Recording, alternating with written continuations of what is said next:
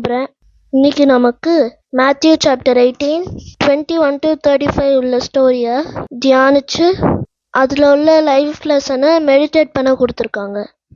அது நம்ம எல்லாருக்கும் தெரிஞ்ச ஸ்டோரி தான். ஒரு கிங் இருப்பார். அவர் காசு கொடுக்க வேண்டிய யாரெல்லாம் இருக்காங்கன்ட்டு செக் பண்ணிட்டு காசு வாங்கிட்டு இருக்காரு. அதாவது இப்போ எங்கள் சர்ச்லலாம் ஹார்வெஸ்ட் ஃபெஸ்டிவல் ஆக்ஷனில் எடுக்கிறத எடுத்துட்டு அப்புறமா காசு பே பண்ணிக்கலாம். அது மாதிரி அந்த கிங்கு கிட்ட ஏதாச்சும் வாங்கிட்டு இன்னும் காசு தராமல் இருப்பாங்களே, அதில் ஒருத்தன் அந்த கிங்குக்கு 10,000 கோல்டு டேலண்ட்ஸ், அதாவது பேக்ஸுன்ட்டு எடுத்துக்கலாம், அவ்வளோ கொடுக்க வேண்டியதாக இருந்ததுக்கு. கிங் அந்த காசை கேட்கும் பொழுது அந்த ஆளு, ஐயா என்கிட்ட அவ்வளோ காசு இல்லை, பிஸ்னஸ் லாஸில் போயிடுச்சு, கொஞ்சம் கூட டைம் கொடுங்க, எப்படியாவது இந்த காசை சேர்த்து உங்ககிட்ட திருப்பி கொடுத்துட்றேன் அப்படின்ட்டு ரொம்ப கெஞ்சி கேட்டான். அந்த கிங்கு அவன் மேலே பரிதாபப்பட்டு, சரிப்போ நான் உன்னை மன்னிச்சு விட்றேன், நீ உன் ஃபேமிலிக்கு தேவையானதை பாரு அப்படின்னு சொல்லிடுறாரு. அந்த ஆளுக்கு ஒரே குஷி, ரொம்ப ஹாப்பியாக வீட்டுக்கு போகிறான். அங்கே அவன்கிட்ட 100 சில்வர் காயின்ஸ் கடன் வாங்கின ஒருத்தன் இவன்கிட்ட அதை திருப்பி கொடுக்குற டைம் கேட்குறான். ஆனால் இவனும் அதெல்லாம் முடியாது, இப்படி டைம் கேட்குற எல்லாருக்கும் நான் டைம் கொடுத்தா போண்டி ஆக வேண்டியது தான் அப்படின்னு திட்டி அவன் மேலே போலீஸ் கம்ப்ளைண்ட் கொடுத்து ஜெயிலில் போட வைக்கிறான். இந்த நியூஸும் அந்த கிங்குக்கு போகுது. அவனை உடனே பேலஸ்க்கு வர வச்சு அவனை பார்த்து, நீ கெஞ்சதுக்காக 10,000 கோல்ட் பேக்ஸ் கடனை மன்னிச்சு விட்டேன், நீ உனக்கு வர 100 சில்வர் காயின்ஸை மன்னிச்சு விட முடியலையா, அவனுக்கு நீ என்ன பனிஷ்மெண்ட் வாங்கி கொடுத்தியோ நான் உனக்கு அந்த பனிஷ்மெண்ட் தரேன்னு சொல்லி அவனையும் ஜெயிலில் போட்டாரு. இப்போ just for our understanding, 1 coin is 1 கிராம்னு வச்சுக்கலாம், 1 பேக்கில் 100 காயின்ஸ்னு வச்சுக்கலாம். இன்னைக்கு market price for 10,000 into 100 gram of gold is 18 million rupees.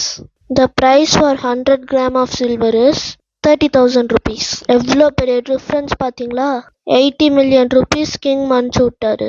ஆனால் அந்த மன்னிப்பை வாங்கினதுக்கு அப்புறமும் அந்த ஆளுக்கு 30,000 rupeesம் மன்னிக்க மனசால பாருங்க.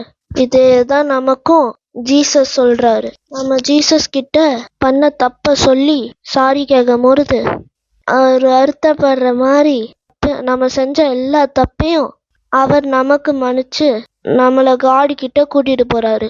அப்படி இருக்கும் பொழுது நாம நம்ம வீட்டுல அக்கா அண்ணன் தம்பி தங்கச்சியோட எல்லாம் சண்டை போட்டுட்டு, எனக்கு அவளை பிடிக்கல, அவனை பிடிக்கல, நான் அவனை அடிப்பேன், நான் அவளை அடிப்பேன் அப்படியெல்லாம் சொல்லிட்டு இருந்தோன்னா ஜீசஸ் நம்ம கொடுத்த ஃபர்கிவ்னஸை கேன்சல் பண்ணிடுவேன்னு சொல்றாரு.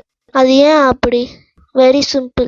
ஃபர்ஸ்ட் ஜான் 4:20 சொல்லியிருக்காரு, உன் கண்ணுக்கு முன்னாடி நிற்கிற உன் பிரதர் சிஸ்டர் நெய்பர் உனக்கு பிடிக்கலன்னு சொல்லிட்டு உன் கண்ணால் பார்க்காத காடை பிடிக்கும்னு சொன்னால் அது நம்புற மாதிரியே இல்லைன்ட்டு பைபிளில் சொல்லியிருக்குது.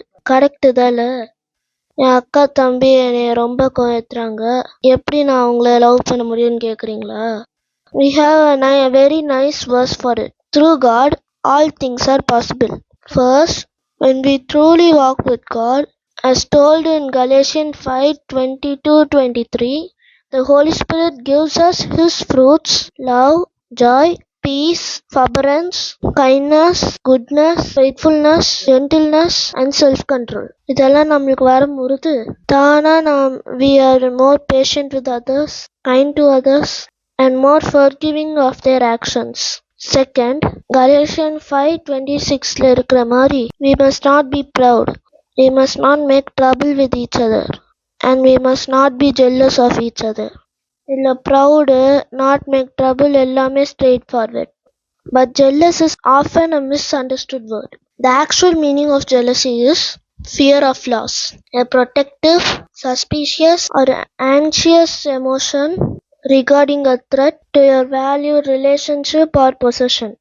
ஆக அந்த வசனத்தோட மீனிங் என்னன்னா, எனக்கு தான் எல்லாம் தெரியும், என்னோட இதெல்லாம் எல்லாம் நான் யாருக்கும் ஷேர் பண்ண மாட்டேன், நீ வச்சுதான் பிடுங்குவேன், இப்படியெல்லாம் சண்டை போடாம ஒருத்தருக்கு ஒருத்தர் அன்பா விட்டு கொடுத்து அட்ஜஸ்ட் பண்ணாலே போதும்.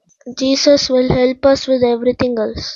May the grace of God lead us and guide us to imitate Him, be more like Him, do His will, all for and only for His glory. Amen.